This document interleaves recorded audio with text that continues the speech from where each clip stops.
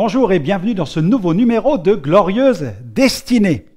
Le rendez-vous fondé sur les Saintes Écritures est centré sur la croissance spirituelle. En effet, Dieu veut notre croissance.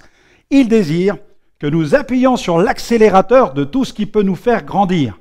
Mais attention, il veut aussi que nous mettions un frein à tout ce qui nous empêche de grandir dans la foi. Dans nos prochaines émissions, je parlerai d'ailleurs des boosters de foi, mais pour le moment, nous allons faire en sorte de faire tomber les tueurs de foi. Je vais traiter de ce sujet en 3 parties, les tueurs de foi. Mais ne perdons pas un seul instant et prions, remettons ces moments au Seigneur. Notre bon Père Céleste, nous te remercions pour ta présence et pour le ministère du Saint-Esprit, pour l'autorité de ta parole, pour la puissance du nom de Jésus. Merci pour la victoire de la croix, pour la gloire de la résurrection de Jésus. Merci Seigneur de nous aider à triompher de tout ce qui peut nous empêcher de marcher dans la foi.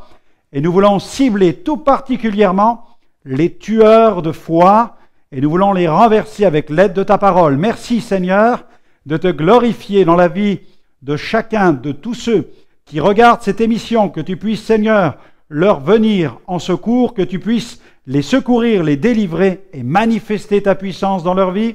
Au nom de Jésus de Nazareth. Amen. Amen. Alléluia.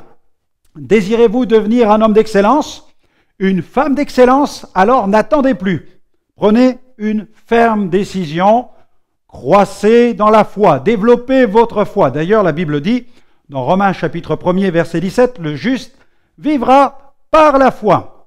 Plus nous marchons avec Dieu, plus nous réalisons que la foi est cet élément vital qui donne à notre vie spirituelle toute sa dimension, tout son volume, toute sa puissance. C'est elle encore qui transmet à la vie chrétienne tout ce qui fait sa force, sa valeur, sa dignité, en un mot, son excellence. Dans notre société moderne, nous accordons tant d'importance à l'apparence extérieure, au look ou à la ligne. Ce n'est pas un mal en soi, mais qu'en est-il de la foi ? Donnons-nous suffisamment d'importance à la foi? Prenons-nous suffisamment soin d'elle?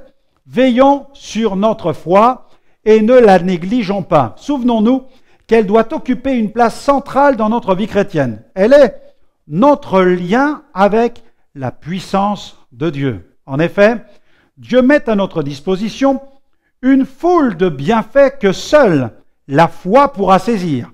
Elle nous permet de nous emparer du potentiel divin mis à notre disposition. Malheureusement, aujourd'hui, la foi est trop souvent négligée, voire même combattue. De nos jours, le chrétien ressemble plus à un raisonneur qu'à un champion de Dieu. Alors, veillons sur notre foi. Jésus nous a mis en garde en nous annonçant que dans les derniers temps, il y aurait même une pénurie de foi. Et oui, dans Luc 18, verset 8, Jésus déclare « Quand le Fils de l'homme viendra, trouvera-t-il la foi sur la terre ?» Il s'agit ici d'un avertissement simple que nous adresse le Seigneur, un avertissement plein de réalisme. Nous sommes avertis. Alors, faisons provision de foi afin de tenir ferme et de mener le combat de la foi jusqu'au bout.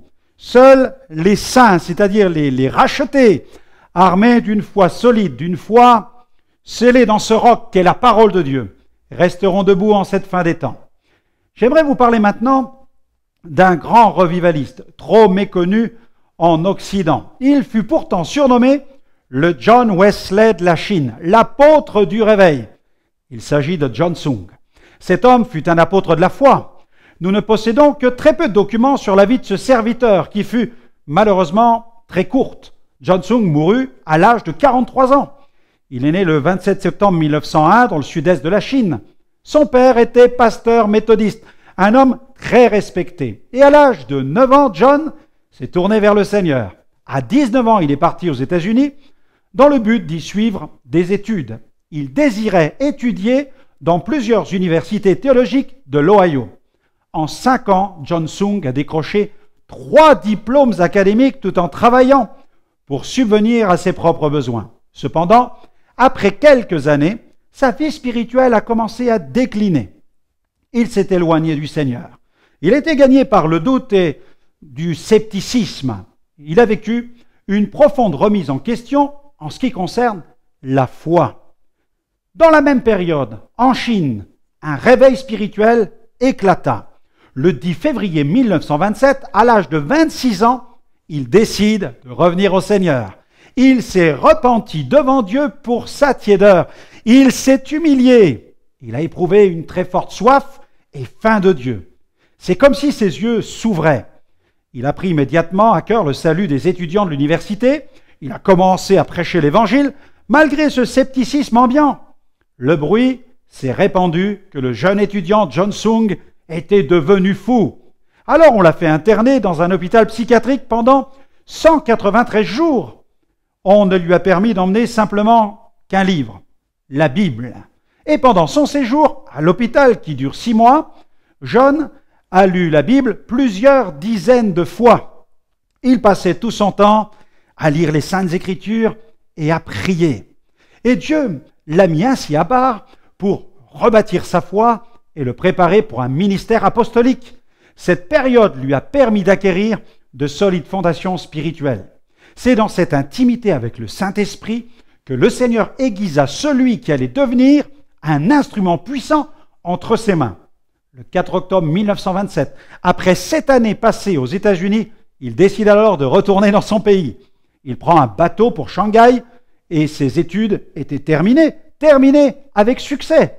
John était un jeune homme très intelligent.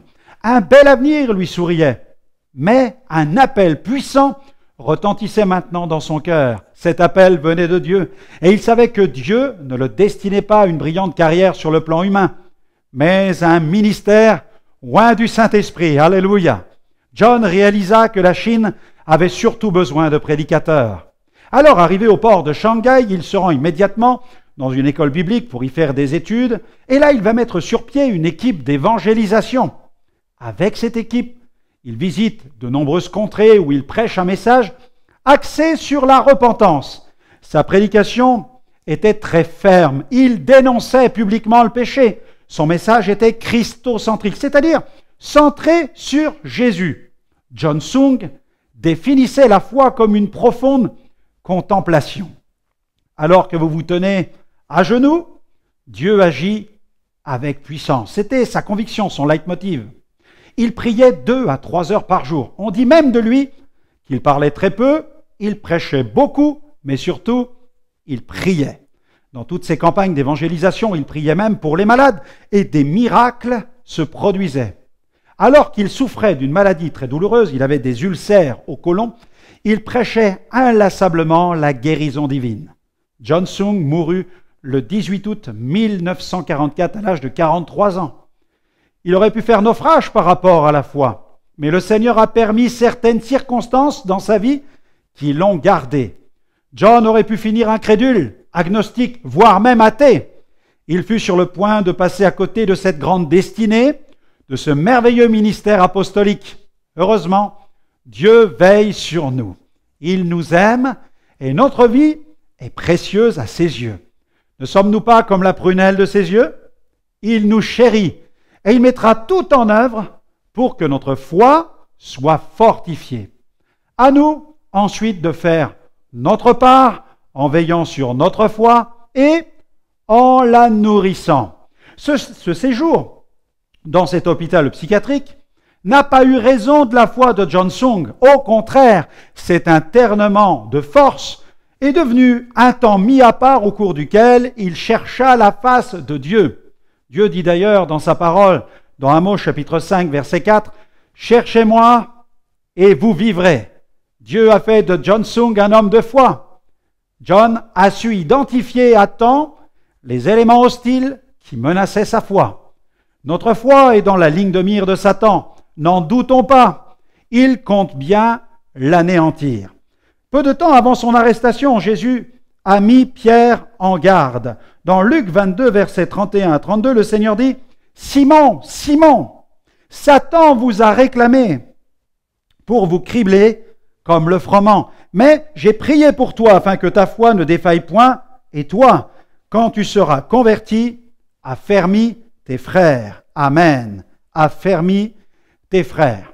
Nous devons user du discernement spirituel afin d'identifier ces agents hostiles susceptibles de porter atteinte à l'intégrité de notre foi. Démasquons-les et neutralisons-les. La Bible nous révèle l'identité et le profil des principaux tueurs de foi.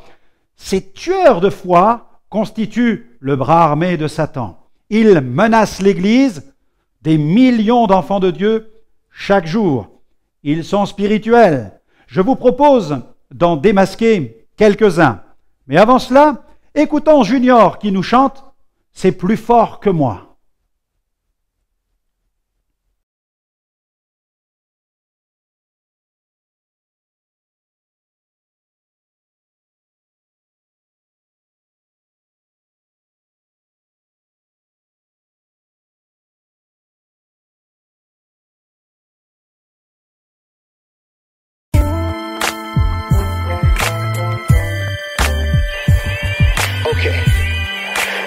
Ici Junior pour le lieu céleste. Junior pour le lieu céleste. Est-ce que vous me recevez? Ok.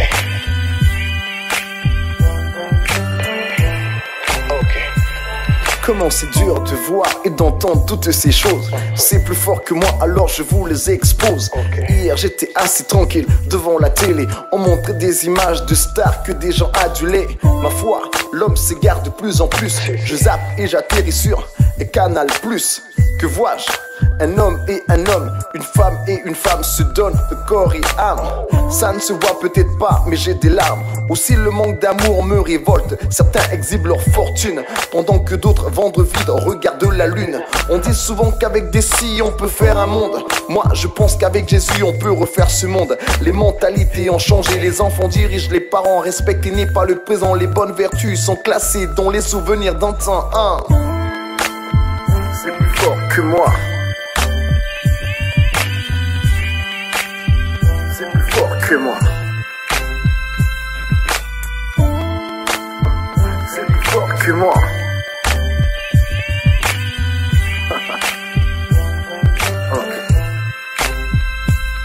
Comment c'est dur de voir et d'entendre toutes ces choses. C'est plus fort que moi, alors je vous les expose. Hier j'étais assis tranquille devant la télé. On montrait des images de jeunes que la drogue détruisait.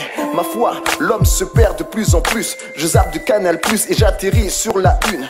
Une fille de 6 ans qui aurait pu être mon enfant, agressée, abusée par un homme de 30 ans. Ça ne se voit peut-être pas, mais j'ai des larmes. Certains politiciens me révoltent. Ils bravent les interdits, je t'assure, ils se croient tout permis. On dit souvent qu'avec des scies on peut faire un monde. Moi je pense qu'avec Jésus on peut refaire ce monde. Les mentalités ont changé, le mariage n'est plus honoré. Aimer se conjugue au passé, les bonnes vertus sont classées dans les refrains oubliés.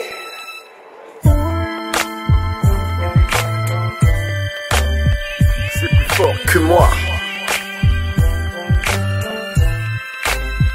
C'est plus fort que moi. C'est plus fort que moi.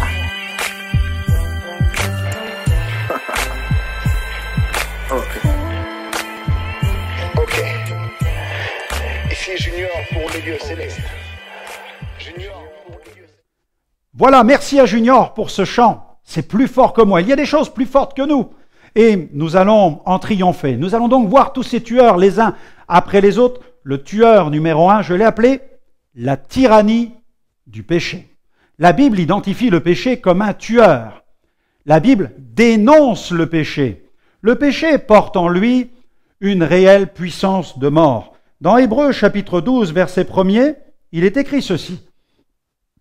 Nous donc aussi, puisque nous sommes environnés d'une si grande nuée de témoins, rejetons tout fardeau. Et regardez ce que dit la Bible. Et le péché qui nous enveloppe si facilement, et courons avec persévérance dans la carrière qui nous est ouverte. Amen. Comment pouvons-nous courir dans la carrière divine, dans le programme de Dieu, si nous avons des chaînes et des boulets attachés à nos pieds? La Bible dit que le péché a le pouvoir de nous envelopper. Littéralement, le péché assiège. Le péché ne cherchera jamais la seconde place. Il voudra toujours la première place, la place centrale, celle du trône de notre cœur. Vivre dans le péché, c'est vivre sous un joug pesant, c'est aussi ployer sous un lourd fardeau. En fait, le péché est semblable à une chaîne, à un boulet.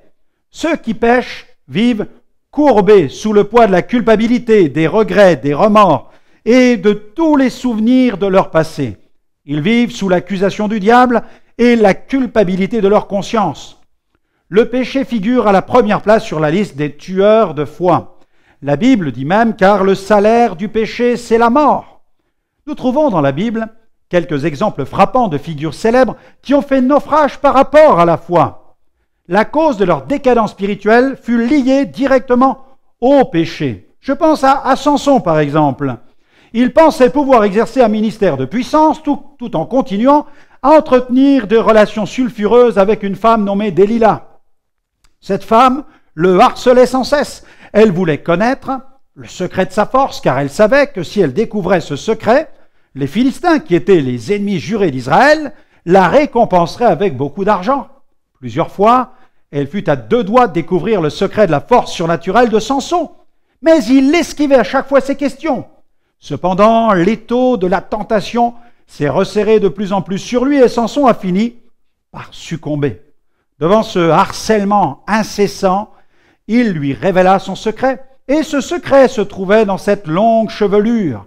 En effet, le rasoir n'était pas passé sur sa tête parce que Samson avait été consacré à l'Éternel dès le ventre de sa mère. Et une nuit, elle décida de lui couper les cheveux pour lui ôter sa force, dans le seul but de le livrer entre les mains des Philistins. Dès que ses cheveux furent coupés, les Philistins entrèrent précipitamment dans la chambre pour s'emparer de lui. Samson pensa s'en sortir comme les autres fois, mais il n'en fut rien car l'Esprit de l'Éternel s'était retiré de lui. Résultat, il fut capturé, les Philistins lui crevèrent les yeux et le lièrent avec des chaînes. Samson finit en prison attaché à une meule. Nous avons ici l'exemple de la fin tragique d'un héros. Autre exemple, je pense à Saül. Il se croyait au-dessus de tout. Lorsque l'armée d'Israël entre en guerre contre Amalek, le prophète Samuel déclare qu'il faut dévouer par interdit tout ce qui appartient à Amalek. Hommes, femmes, enfants, les nourrissons, les bœufs, les brebis, les chameaux et même les ânes. Mais Saül et le peuple n'ont pas respecté la parole du prophète. Ils ont épargné Agag, le roi d'Amalek. Et puis, ils ont épargné aussi les meilleures brebis et les meilleurs bœufs, les meilleures bêtes de la seconde portée, les agneaux gras et tout ce qu'il y avait de bon. Ils dévouèrent seulement par interdit tout ce qui était méprisable et chétif. Saül consulta aussi les voyants. C'est pourquoi l'Éternel le rejeta. Et ce dernier exemple, certainement le plus terrible, est celui de Judas. Il n'a pas veillé sur son cœur. Il a laissé Satan le remplir. Pour quelques pièces d'argent, le prix d'un esclave, il a livré le Seigneur Jésus aux Romains. Judas ne fut pas gagné par un esprit de repentance. Nous le voyons dans la Bible. Il fut vaincu par le remords et il s'est pendu. Le péché n'est pas un bon copain, un pote ou un petit ours en peluche. Le péché, c'est un ennemi cruel, un dangereux criminel, un serial killer. C'est un tueur de foi. Quelqu'un a dit d'ailleurs, eh bien, ou tu menaces le péché, ou c'est le péché qui te menace. Regardez ce que disait l'évangéliste Billy Sunday. Il disait, je lutterai contre le péché et je shooterai dans le péché aussi longtemps que j'aurai un pied. Je lui rentrerai dedans aussi longtemps que j'aurai des poings. Je l'aurai en ligne de mire aussi longtemps que j'aurai une tête. Je le mordrai aussi longtemps que j'aurai des dents. La seule protection efficace contre le péché, c'est une foi solide. Si quelqu'un lutte avec le péché comme dans un combat au corps à corps, la seule possibilité de victoire s'appelle la repentance. Seule la repentance détient le pouvoir de porter le coup fatal à la menace du péché, à l'état de péché ou aux effets du péché dans notre vie. Considérez la repentance comme, je dirais, le plus gros calibre que Dieu met à votre disposition contre le péché dans votre vie. C'est une question de vie ou de mort spirituelle. La Bible dit dans 1 Jean chapitre 2 verset 1er, « Mes petits enfants, je vous écris ces choses afin que vous ne péchiez point. Et si quelqu'un a péché, nous avons un avocat auprès du Père, Jésus-Christ le juste. Amen. Et elle dit encore, si nous confessons nos péchés, il est fidèle et juste pour nous les pardonner et pour nous purifier de toute iniquité. Amen.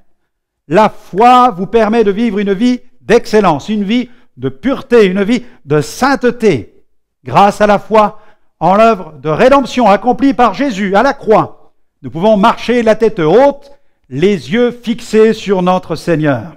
Dans le psaume 34, versets 5 à 6, il est écrit « Quand on tourne vers lui les regards, on est rayonnant de joie et le visage ne se couvre pas de honte. Amen. » J'aimerais voir maintenant avec vous un autre tueur. Tueur numéro 2, le commerce avec la chair. Attention, veillons à ne pas nous aventurer sur ce que j'appelle l'île de la tentation. Oscar Wilde, le poète libertin, a déclaré « Le meilleur moyen de triompher de la tentation, c'est d'y succomber. » Quelle folie, quelle folie! Mais que dit la Bible? Que dit la parole de Dieu? Dans le livre des Proverbes, chapitre 6, verset 27, elle dit tout autre chose.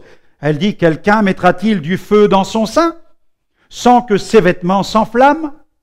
Il y a un grand danger. Vous qui m'écoutez, c'est très important. Il y a un grand danger à flirter avec la tentation, à flirter avec la convoitise.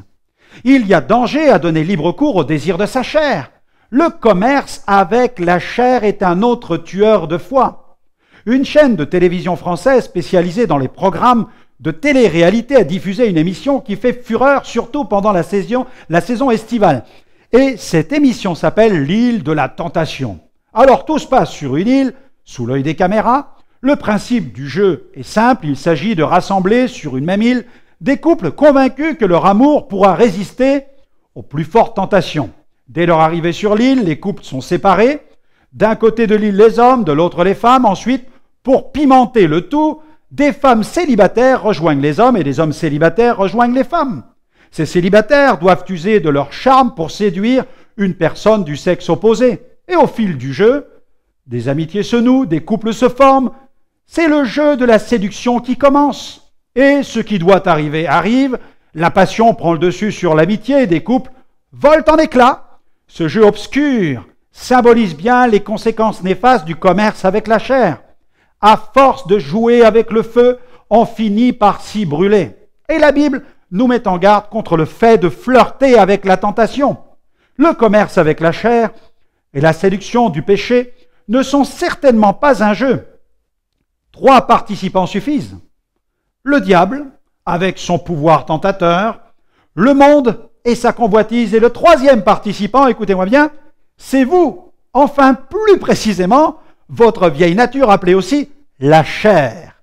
Votre pire ennemi, ce n'est pas le diable et sa tentation, ni le monde et ses convoitises. Votre pire ennemi, votre ennemi public numéro 1, c'est vous, ou plus précisément votre vieille nature, votre nature charnelle. Que dit la parole de Dieu dans l'épître de Jacques, chapitre 1er, verset 14? Chacun est tenté quand il est attiré et amorcé, que dit le texte? Par sa propre convoitise, par sa propre convoitise. Lorsque quelqu'un flirte avec la tentation, sa chair se connecte immédiatement avec le monde du péché, l'univers du péché. Vous ne devez donc jamais jouer avec la tentation. Il y a des jeux interdits sur le plan spirituel. Nous ne devons pas nous y aventurer sous peine de tomber dans le piège de la tentation. Et les conséquences sont dramatiques. Nous sommes alors disqualifiés, mis hors service. Jacques continue en disant ceci. Jacques, chapitre 1er, verset 15, il dit « Puis la convoitise, lorsqu'elle a conçu, elle enfante le péché. Et le péché, étant consommé, produit la mort. » C'est aussi simple que cela. L'enfant de Dieu doit donc rester vigilant, se préserver de ce qui peut contribuer à allumer en lui le feu de la tentation. Continuons, voilà ce que disent les Écritures dans la première épître de Jean, chapitre 5, verset 18. « Nous savons que quiconque est né de Dieu, ne pêche point. Mais celui qui est né de Dieu se garde lui-même, et le malin ne peut pas le toucher. La chair n'a de pouvoir que celui que nous voulons bien lui accorder. En fait, le diable et le monde ne peuvent rien contre nous si nous marchons selon l'Esprit et si notre chair est crucifiée. La clé d'une telle autorité se trouve dans une vie intimement liée avec le Seigneur, une vie spirituelle abondante et remplie du Saint-Esprit. Alléluia. Regardez ce que Paul déclare dans l'Épître aux Galates. Voilà ce qu'il écrit, Galates chapitre 2, verset 20. Il nous dit ceci: « J'ai été crucifié avec Christ, et si je vis, ce n'est plus moi qui vis, c'est Christ qui vit en moi.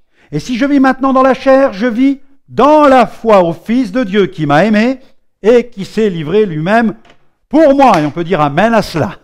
N'ayez aucun scrupule à couper avec ce qui pourrait devenir dans votre vie une occasion de chute. Votre destinée est trop glorieuse pour vous laisser entraîner dans le piège des œuvres de la chair. Ne bradez pas cette destinée par une vulgaire tentation, ou une misérable convoitise. Vous valez bien mieux que tout cela. Vous êtes appelés à briller comme un flambeau dans le monde. Franklin Graham est le fils du célèbre évangéliste Billy Graham, et comme son père, Franklin exerce un ministère d'évangéliste qui l'oblige souvent à s'absenter. Et alors qu'il était parti pour une mission d'évangélisation, Franklin n'imaginait pas que son épouse allait devoir faire face à un problème de taille, un serpent venimeux. En effet, ce serpent avait décidé de s'installer dans le jardin, mais l'épouse de Franklin n'a pas entendu la chose de cette manière. Le reptile ne pouvait rester dans son jardin. Il y avait danger de mort pour elle et pour ses enfants. Elle est rentrée à l'intérieur de la maison, elle a pris un revolver, elle l'a chargé, puis, déterminée, elle est sortie pour régler le problème d'une manière plutôt expéditive. Elle s'est approchée du serpent, elle a visé, elle a tiré. Ceci m'apprend quelque chose. Il nous faut veiller. Veillons sur notre jardin. Adam ne l'a pas fait et cela lui a coûté très cher. Et nous en payons le prix encore aujourd'hui.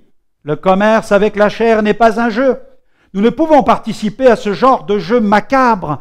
Nous ne pouvons nous compromettre car nous sommes participants de la nature divine. C'est pourquoi fuyons la corruption qui existe dans le monde par la convoitise. La Bible dit ceci. Regardez ce qui est écrit dans 2 Pierre, chapitre 1er, verset 4. Nous sommes participants de la nature divine. Comment sommes-nous participants de la nature divine? En fuyant la corruption qui existe dans le monde par la convoitise. J'espère que cette nouvelle émission vous aura donc encouragé à faire confiance au Dieu Tout-Puissant. Alors, si vous souhaitez accéder à davantage de ressources, n'hésitez pas à nous retrouver sur notre site www.gospelvision-international.com. Vous pourrez y retrouver de nombreuses émissions en replay. Alors, à très bientôt. Que Dieu vous bénisse.